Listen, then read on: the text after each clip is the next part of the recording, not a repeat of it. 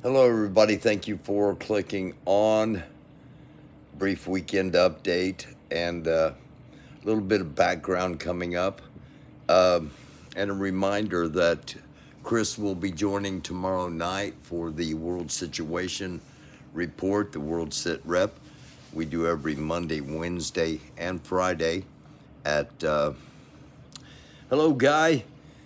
We do Monday, Wednesday, and Friday at 9 p.m. We start off tonight with a look at the Israeli Defense Forces' continued advancements both along the Mediterranean coast and up the north of where they first entered towards the center of Gaza, which is right here. You can see they've made northern advancements along the border. You can see the advancements from the north here towards the south, once again along the border, and up in this corner, advancing. So basically what they're doing is encircling the northern sector of Gaza itself. The city's cut off from the south of Gaza. Israel has said that civilians will be able to evacuate. This came in about 5 hours ago. This is what some of the Republicans on the very, very far right are saying about what's going on in Gaza, that it's basically green screen. What the mainstream media is saying about the indiscriminate fire and the actors. I mean, you literally have paid actors who are pretending to be killed or pretending to be treated that's now coming forward. So what I ask every individual, as we already do here in America, educate yourself and find good, positive outsources and stop trusting mainstream media that corrupts the minds of every single American at home. Okay. So what's going on in Gaza is very much real. I'll be showing you some footage here coming up. Chris and I have been talking about this on the World Sit Reps, the World Situation Reports, again every Monday, Wednesday, and Friday at 9 p.m. Ukraine's President Zelensky says the war in the Middle East is taking away the focus from the Russian-Ukraine conflict. Again, we've been discussing that. We've also been discussing the Dwight D. Eisenhower, the carrier strike group, arrived in the Middle East and CENTCOM area of responsibility, part of the increase in regional posture. The strike group is commanded by Carrier Strike Group CSG2 and comprised of flagship, hold on, get this off of there. Carrier Dwight D. Eisenhower, guided missile cruiser Philippine Sea, guided missile destroyers the Mason and the Gravely, and destroyer squadron of 22, carrier air wing 3, 9 squadrons, and the informational warfare commander. So they a look at one of the destroyers and a look at the Ike. They've gone through the Suez Canal and will eventually be within days off the coast of Iran. This comes from Patrick Fox, and I just want to show you what is happening in Europe. He says, I never thought we'd get here, but some Europeans may grudgingly, in many cases, finally seen the light on mass, unassimilated immigration after the latest wave of pro-Hamas rallies and anti-Semitic violence across Europe. Olaf Scholz, this is German, has publicly stated the need for large-scale deportations, and the Bundestag has approved the plan for expedited removal of rejected asylum seekers. Macron in France, under pressure, has slowly been driven towards similar policies. The links here back up. Links here give the receipts for the statements. Denmark began deportations in 2021. Greece and Italy are also making efforts in the direction under their respective governments. Now, Chris and I, again, we've been talking about this, how the more Europe cracks down on immigrants, especially Islamic immigrants, the more problems that are going to be created in the West, in Europe. And we've also talked about this. Western democracies of the world operate with their own set of values. Among these are a general level of toleration for differences among our fellow citizens, a respect for rights, respect for sanctity of life, etc. These values that much of the rest of the world does not share. Okay, I don't know about that, but anyway, immigrants that wish to align themselves with us and legally join our societies because they agree with the values should be welcome. Those that reject our society and seek to undermine it with value systems antithetical to our own should be deported. This is a war of ideas. Either free world will fight to uphold its values, or the societies with those values created will eventually be destroyed and replaced by something far worse. Again, this is just giving you something to think about and just showing you an opinion of a random opinion, if you will, but one that reflects many things going on in the world. The Israeli Defense Force Merkava tanks, which are operating in Gaza, get hit by a RPG, rocket-propelled grenade, and keeps firing without any major damage. So while you've seen footage of the rocket-propelled grenade attacks, Israel is saying they don't cause much, if any, damage.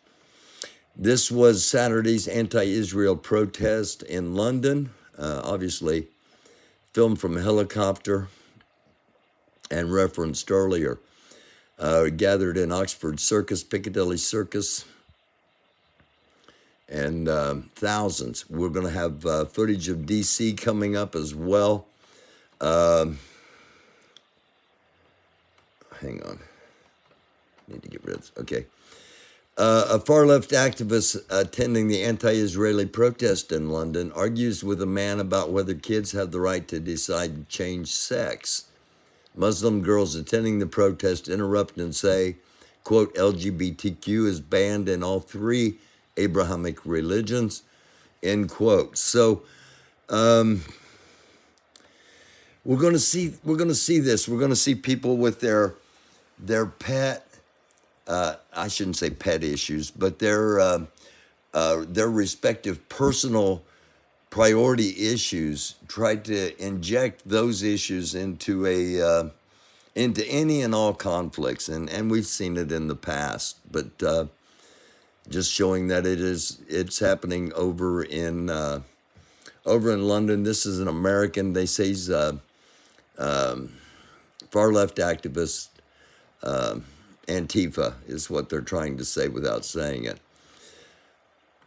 Hezbollah launched a significant escalation today, this is yesterday, when it attempted to target multiple Israeli bases on the border using Burkan rockets, which reportedly have a range of 500 meters and can carry a 100 to 500 kilowatt warhead.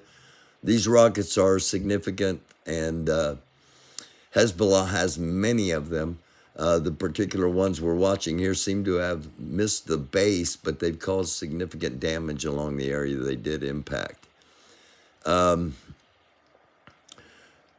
President Obama, former President Obama, has come out and spoke about what is going on in Israel and in Gaza, and we're going to listen to just a couple of moments of what he had to say. If there's any chance of us being able to act constructively to do something, it will require an admission of complexity and maintaining what on the surface may seem contradictory ideas. That what Hamas did was horrific, and there's no justification for it. And what is also true is that the occupation and what's happening to Palestinians is unbearable. And what is also true is that there is a history of the Jewish people that may be dismissed unless your grandparents or your great-grandparents or your uncle or your aunt tell you stories about the madness of anti-Semitism. And what is true is that there are people right now who are dying who have nothing to do with what Hamas did on October 7th, were the rest of his words there. You can find that speech in its entirety. Again, the Nimitz class aircraft carrier, the Eisenhower, has gone through the Suez Canal, and while in the region will continue to provide a deterrent to Iran and terror groups who may attempt to get involved with the war in Israel. And none of this is classified or anything like that. But we are positioned. All it's showing is what we've been telling you, is that the pieces are becoming evident. It's evident that the pieces are being moved into place. This was outside of the White House yesterday. Protests also outside the White House today, pro-Palestinian protest. And this was captured by Scooter Caster.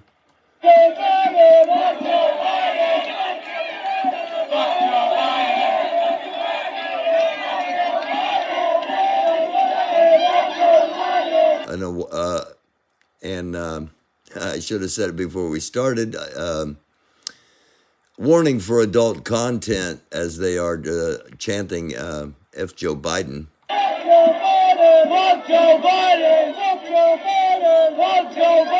Again, I don't know how loud it was. This goes on for 2 minutes and 7 seconds. And again, you can, Scooter Caster has her complete video there from on the ground, and recommend you watch and give her a like and a subscription.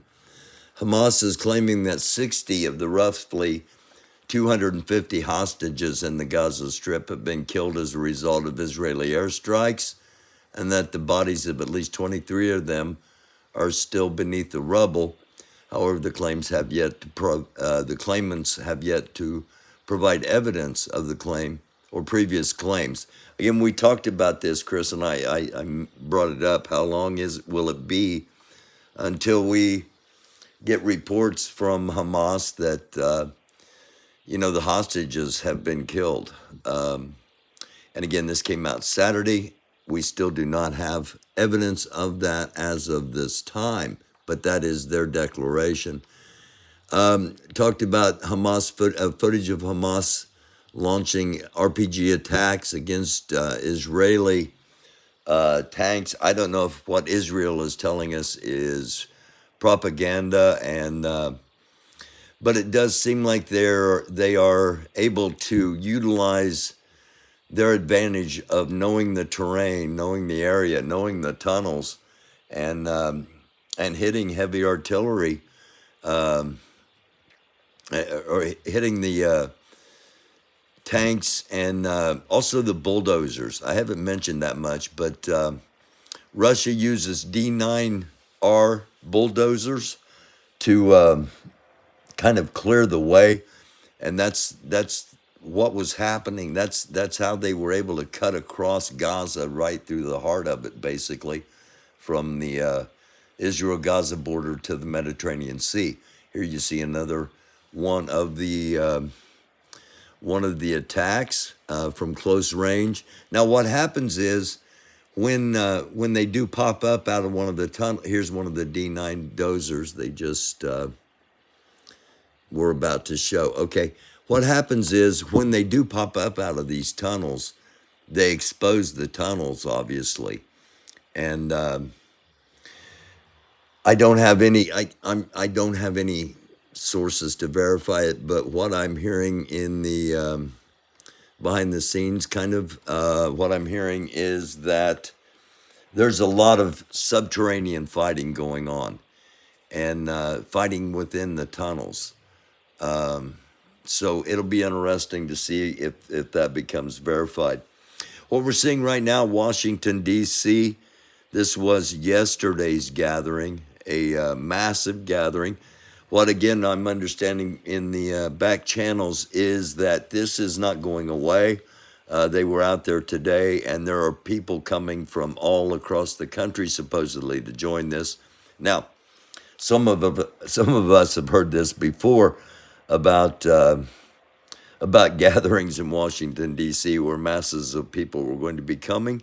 This one, I think, is a little different, and we just might see masses of people continue to come from across the country together in Washington, D.C. Let me adjust this just a little bit there so you can get a better view of the mass amount of people that were out there. Now, as far as their ideologies, as far as their previous affiliations, things like that, I'm not versed enough to go into that. I'm just looking at numbers. Dr. Eli David posted this saying it's not 1938 Berlin, it's 2023 Berlin, and it once again just one of the many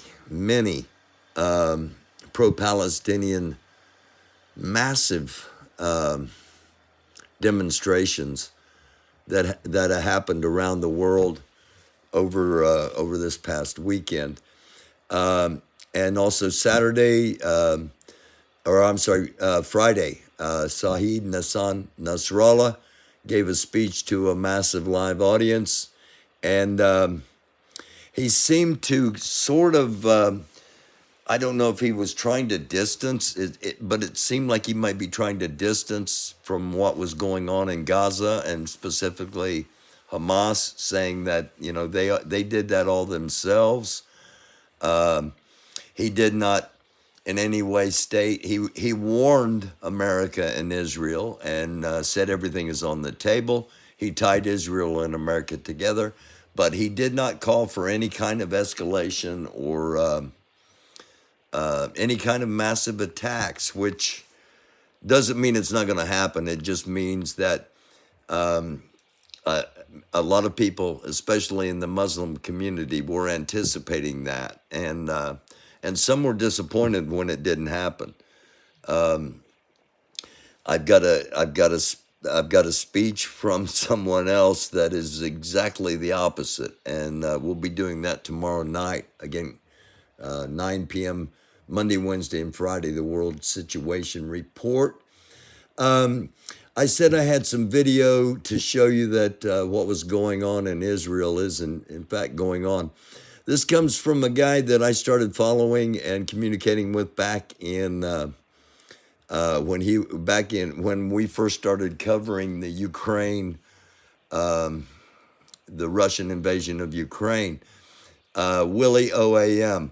OAM stands for Order of Australian Medal. He's a Medal of Australia winner for his. They awarded him the medal for what he did raising money for cancer research, and he was forced out of the Australian Army, and he now covers wars, and it's as all of us are. This is the groundbreaking new way of getting information to people.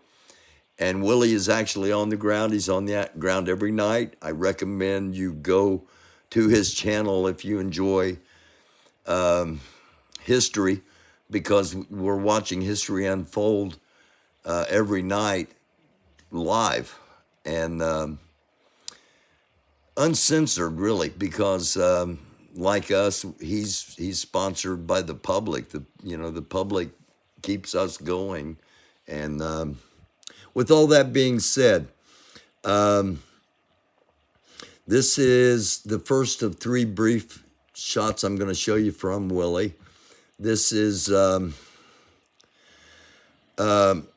Hold on. Okay, there we go. What you're going to see here, you're going to see rockets coming out of Gaza and coming directly over Willie's head. The Iron Dome will activate from Israel back here and take out the missiles. However, all of the shrapnel and everything from disabling those missiles falls down right where Willie's at.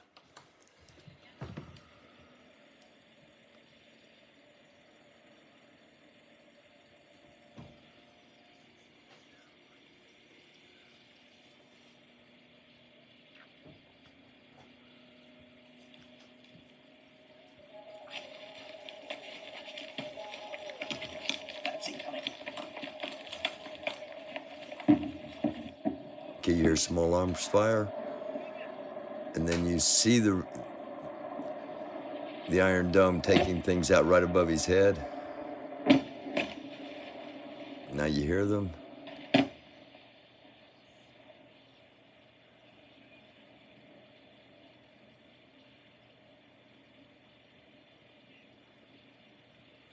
And Willie had ran to a safe house when he saw the rockets coming. That's why you don't hear him during any of this. Second clip I want to play for you of his was just about 10 minutes later. And thank you to Lori Arnold for putting Willie's link in there. Again, go to the channel, give him a like, leave a comment, say American Doofus channel sent me. What you see in the background here, the light, the only light you see, this is the hospital, okay? This is the area surrounding the hospital. Watch what's incoming from above.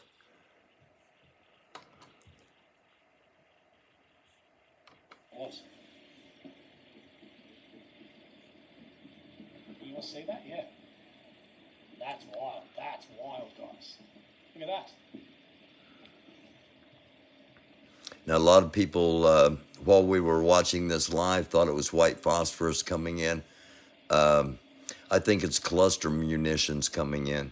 The missiles are coming in and then releasing the individual bomblets, if you will. Phosphorus leaves a lot longer trail, if I'm correct, and it looks like it's falling very near, if not directly behind where the hospital is.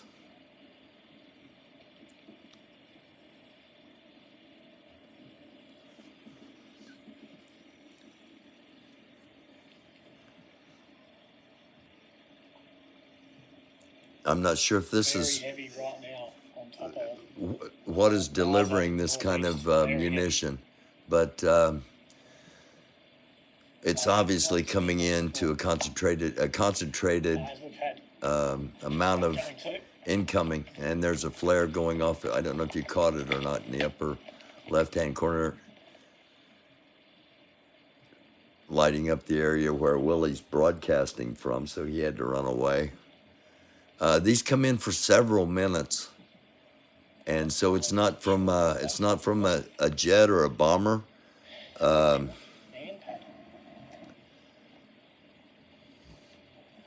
Honestly, I hadn't seen anything like this, and Willie hadn't either. Did you guys see that go overhead? Yes, we did. So one final, and again, this is all from yesterday's video from Willie. He has the video out today, and this one is about the 6-hour 30-minute mark. You can see the area back here where the hospital is. The lights are not the same. Power has been cut one way or the other, and just kind of watch that area, if you will. Okay, I will.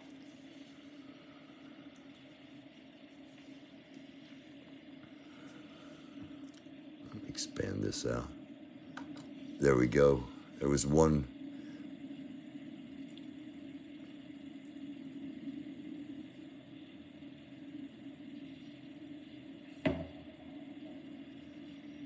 And if you want Really, to, you able to get Trey on the stream at some point? Maybe. okay, you'll see an explosion.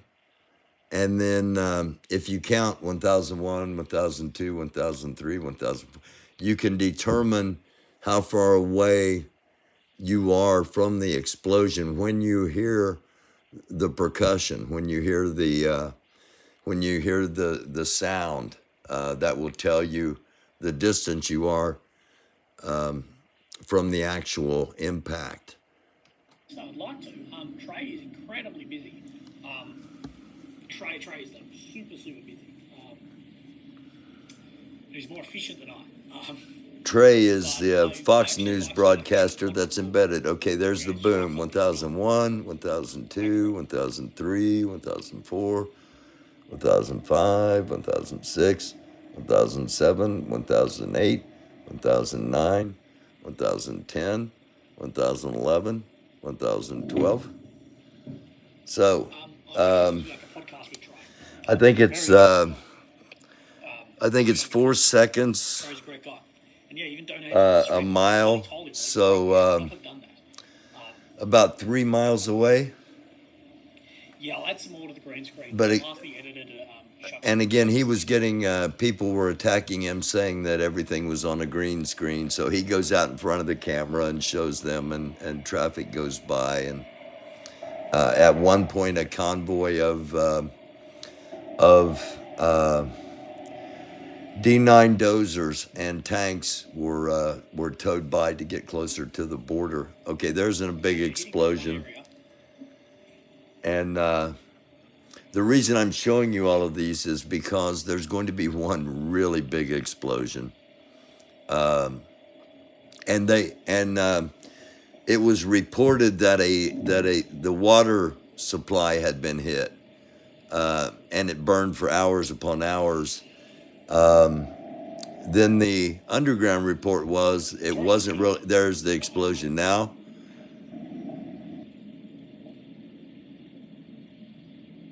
You can see it's different than a normal. That's one of the reasons I showed you the other missile impacts, is because you can see this one is different.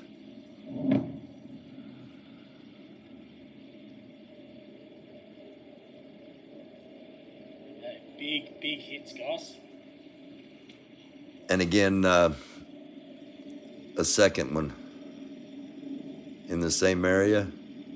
You can hear the jet. So these were heavy munitions. You can see the almost mushroom cloud.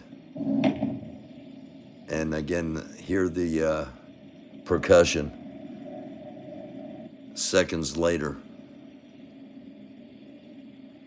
Well, the report we got in the underground was that the water tanks had been filled with fuel, and that's why the massive explosions of the water supply and why the water burned for like 30 hours. Even though Lake Erie here in the United States caught fire and burnt for several days. Not saying water can't catch on fire, but insane amount of burning. Yeah. And if you want to see the whole thing again, Willie OAM, YouTube stream original, and this came from Saturday's stream, so it's not we're not taking anything new or live, and also he was live again today. So that gives us a little bit of a wrap up of what's been going on this weekend, and I want to take just a few minutes here in the last part to give a little background for those that don't know. I got a couple of short videos here. I'm going to play a couple minutes from each one of the videos. The first one is 3,000 years of Israel-Palestinian conflict in 13 minutes. And by the way, this video came out, it's still got the live multi-screen up. Okay, this video came out like 12 years ago. So I'm going to play the first part of this and the second part of another one. The Israel-Palestine conflict, which flared up again in October 7th, 2023, is a deeply rooted issue with layers of historical, religious, and territorial complexities. While many contemporary discussions trace its origins to the establishment of Israel in 1948, its roots delve much deeper, spanning nearly 3,000 years. Now, In the 8th century BCE, the territories now... There are those that say that this conflict, that this conflict really isn't biblical, that it really doesn't go back this far. The majority of the world believes it does. Identified as Israel and Palestine, were under the dominion of the kingdoms of Judah and Israel. These kingdoms were the political manifestations of various Jewish tribes. Concurrently, the ancestors of the Palestinians, often referred to as the Philistines in ancient scriptures, occupied a stretch of land from the Gaza Strip to Tel Aviv. The Old Testament, a foundational text for Judaism, cites God's promise of a vast tract of land to Abraham's descendants, the Israelites. This divine promise became a cornerstone for early territorial disputes. So this really does go back thousands and thousands of years. You saw the area of Gaza was considered Philistine, which became Palestine. We're going to find out how all that happened coming up here and in our brief history lesson here. But just as the Jewish people believe the land is theirs, the Palestinian people believe the land is theirs as well. So when people talk about, well, just move all the Palestinians somewhere else, if you live in Indiana and they say, okay, we're going to move you to northern Canada and you don't have any choice, you might put up a little bit of a stink. By 722 BCE, the Assyrians, under King Sargon II, reshaped the geopolitical landscape by annexing the Kingdom of Israel. To suppress potential rebellions, the Assyrians adopted a strategy of population displacement. This led to the Jews' gradual assimilation with diverse cultures across the Assyrian Empire, diluting their unique identity. The late 7th century BCE saw another power transition as the Babylonians replaced the Assyrians. They controlled vast territories, including Jerusalem. Jewish resistance against Babylonian dominance led to the destruction of Solomon's Temple in 587 BCE, marking the onset of the Babylonian exile.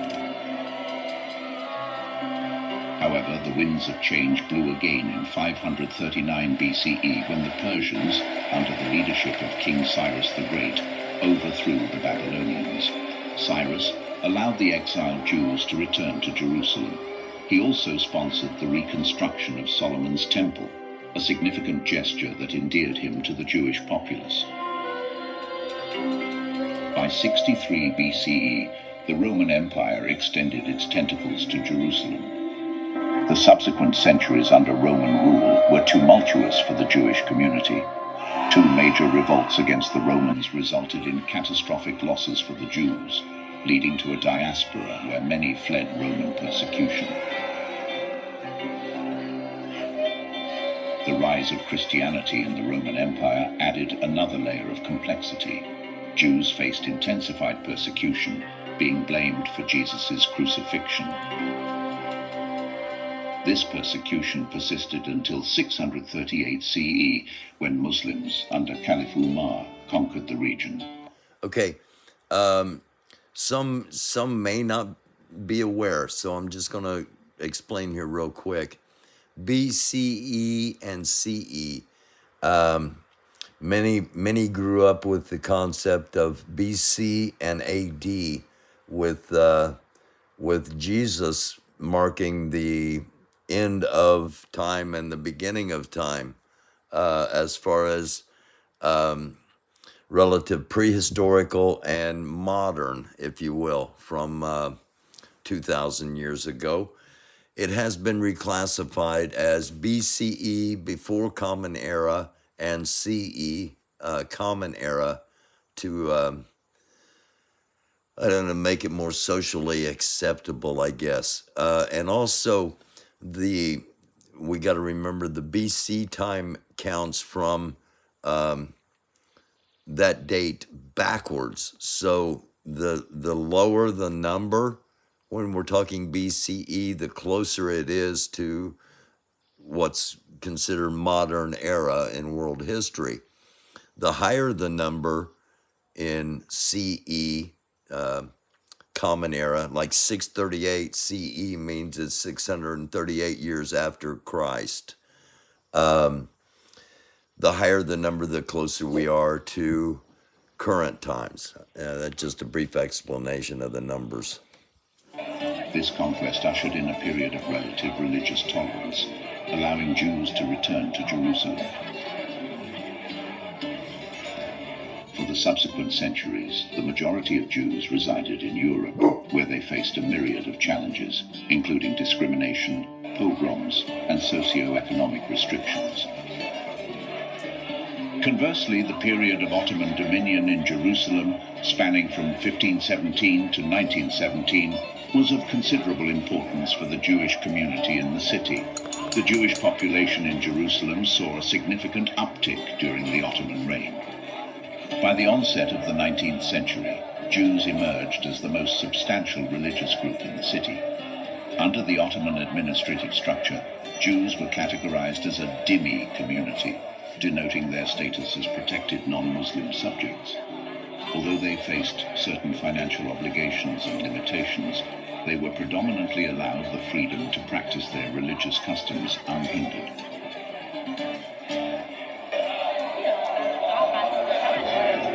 By the late 19th century, Theodor Herzl, a visionary Jewish journalist, proposed a radical solution: the establishment of a Jewish state in Palestine. His Zionist ideology gained traction, especially after the British government's Balfour Declaration in 1917, which endorsed the idea of a Jewish homeland in Palestine. Post-World War I, the League of Nations granted Britain the mandate over Palestine. This period saw a surge in Jewish immigration, which inevitably heightened tensions between Jews and Arabs. The Arab Revolt of 1936 to 1939, a resistance against British rule and Jewish immigration, led to the British White Paper of 1939, which proposed a joint Arab-Jewish state. However, the horrors of World War II and the Holocaust amplified global support for a Jewish homeland. In 1947, the United Nations proposed a partition plan to divide British Mandate Palestine into separate Jewish and Arab states, with Jerusalem as an international city. The Jewish leadership accepted the UN partition plan, but the Arab leadership did not. On May 14, 1948, David Ben-Gurion declared the establishment of the State of Israel. This declaration was met with military intervention by neighboring Arab states, leading to the 1948 Arab-Israeli War. By the end of the war in 1949, Israel had expanded its territory beyond the UN's proposed borders. The war resulted in a significant Palestinian Arab refugee crisis. The 1950s saw a series of skirmishes and reprisal attacks between Israel, its Arab neighbors, and Palestinian groups.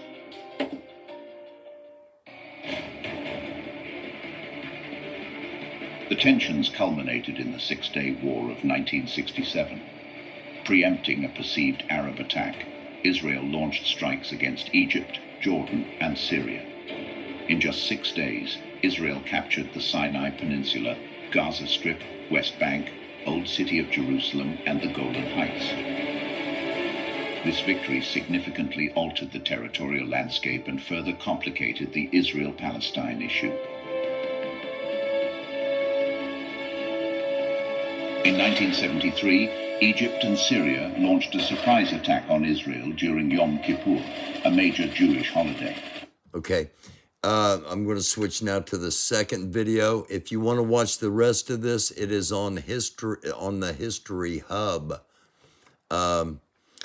This is History on Maps, and we're going to watch a little bit of this.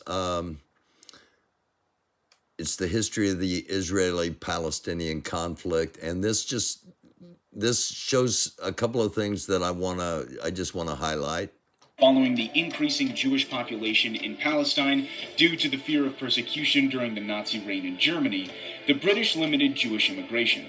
In response, the Jewish militias formed to both fight the Arabs and resist the British rule.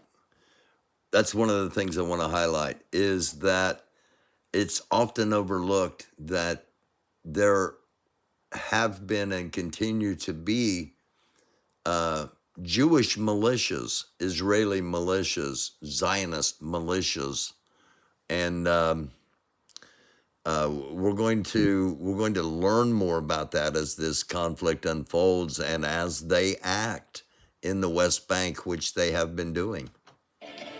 Then came the Holocaust throughout Nazi Germany, which claimed almost 6 million Jewish lives.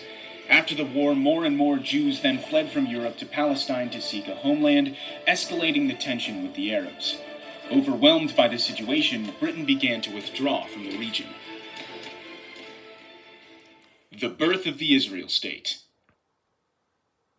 After World War II, the UN proposed a plan to partition Palestine into 2 independent states, a Jewish state and an Arab state, with the city of Jerusalem becoming an international zone with a special status. However, the plan according to which the Jewish, accounting for only 1/3 of the population, was granted more territory, 56.5% of the land, was rejected by the Arabs. They began to form volunteer armies throughout Palestine.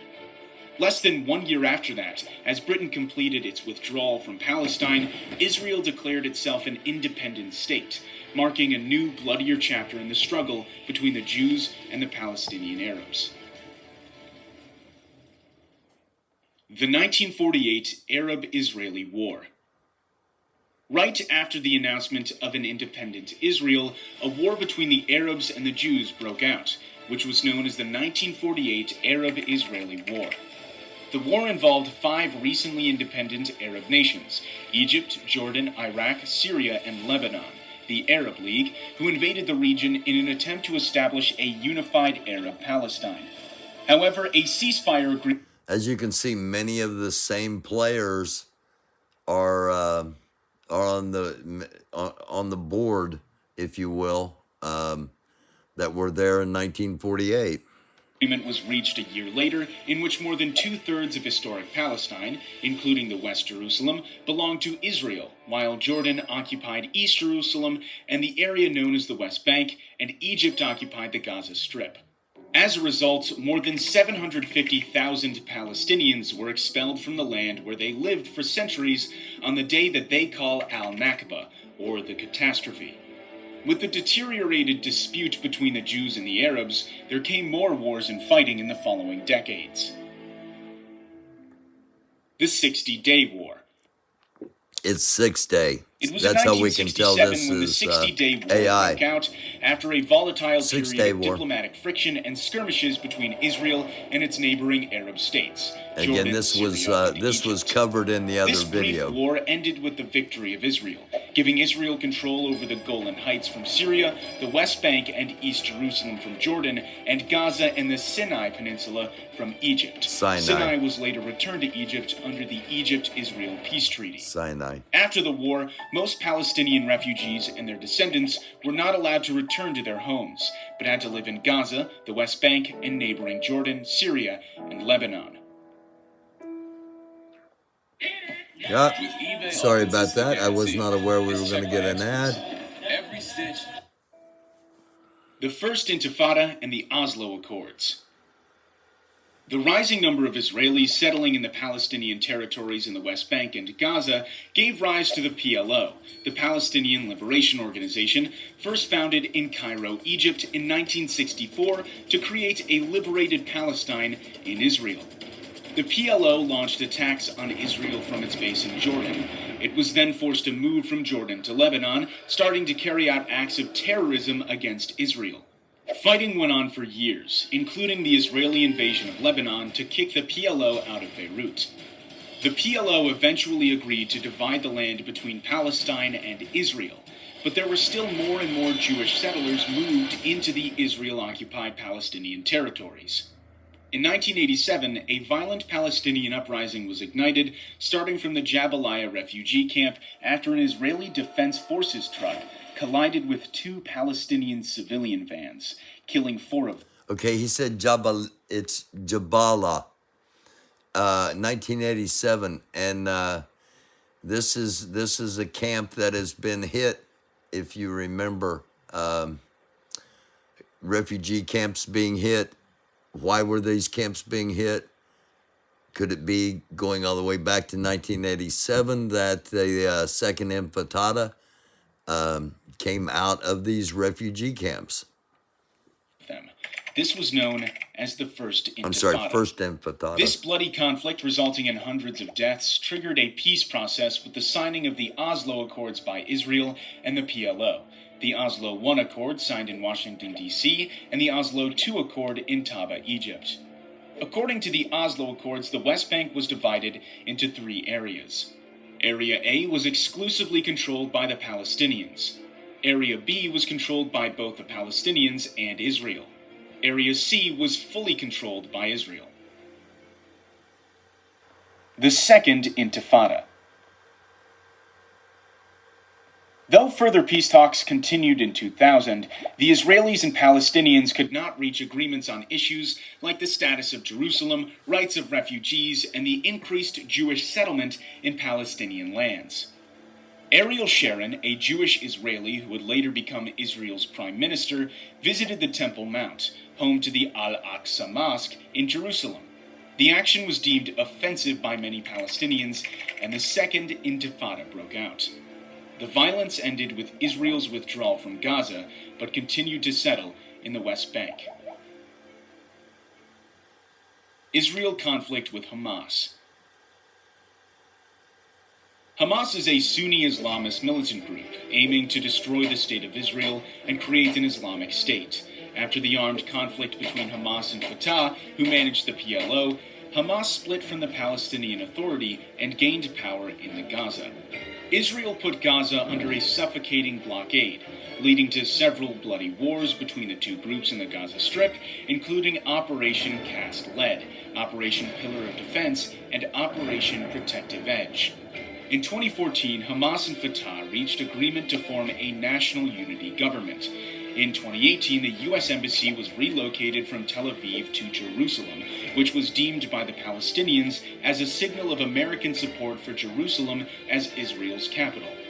2021, the conflict between Israel and Palestine was reassumed by a series of hostile events in East Jerusalem, leading to several acts of violence until a ceasefire deal brokered by Egypt, Qatar, and the United Nations came into effect on May 21st. Peaceful though it may seem now, the complex and long-lasting territorial dispute between two states is a ticking time bomb that can explode any time. Again, this was made a couple of years ago, at least. 2 years ago. History on Maps, and it's the history of the Israeli-Palestinian conflict. We showed the second part of this video, the first part of the other one.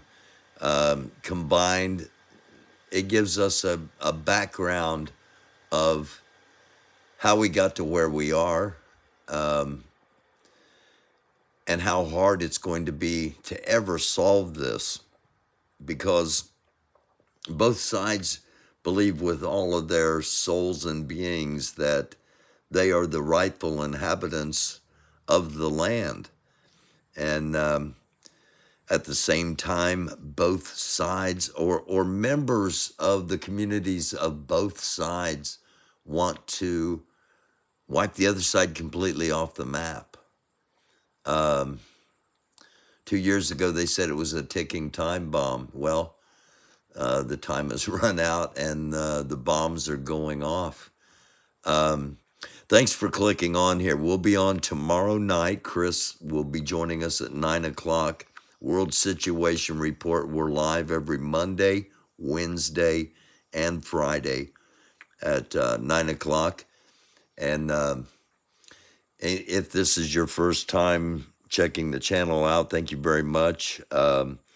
A little bit about my background. I've got a background in education, in religion, in government, in politics, in the media, a vast background. I've been around for a while and been blessed to have the opportunity to do a lot of things and to get educated in a lot of things. Chris has a background in policing, in the military, and in counterterrorism.